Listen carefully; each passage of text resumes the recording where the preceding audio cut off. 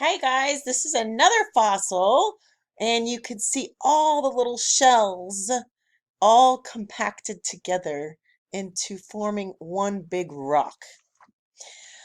Well, good Friday morning. Yes, it is Friday. I need you to check your activities throughout the morning. Today you will take your Pearson online test for my brother Martin. If you do not have your username, please contact me so I can get that to you.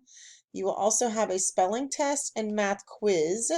If you have not responded to the activity I sent regarding a special math Zoom, please do so before 10 a.m. this morning so I can make sure I send you the practice in Seesaw.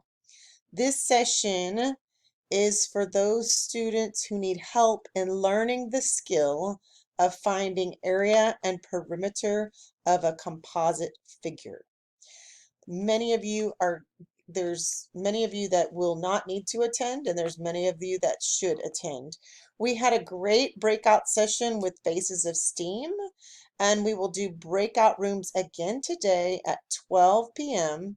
Hopefully, we can go right into the breakout rooms to have more time to be able to gather our research.